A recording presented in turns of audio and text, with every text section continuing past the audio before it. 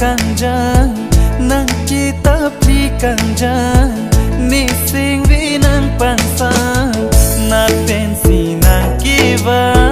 nang chi phong tu na an nang chi than ji mana kan hon pen la ni pha ma chi nga sa mi na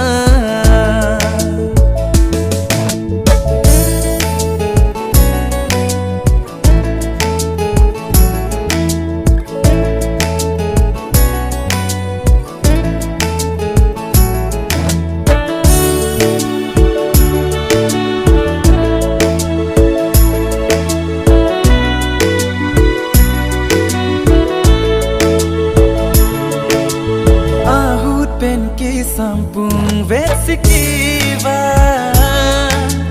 ahu pen kinang rup pen sikiva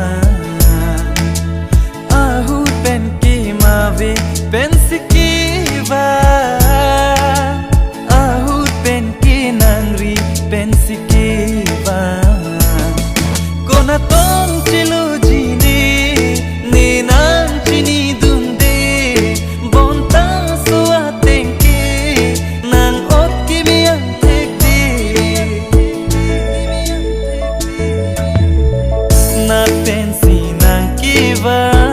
nang chi phong tu na an nang chi than ji mana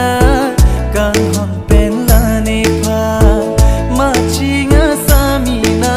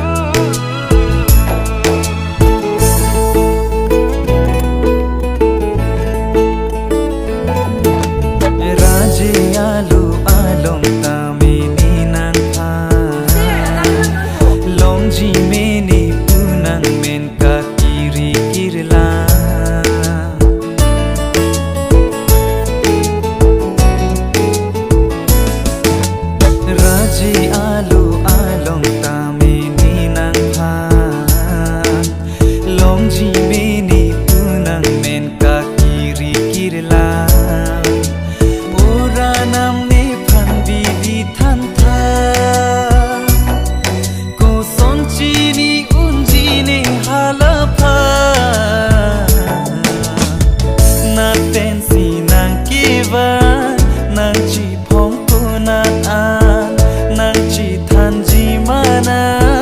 kan hon pen la ni pha ma chi nga sa mi na nang ra se na kanjang nang kita pli kanjang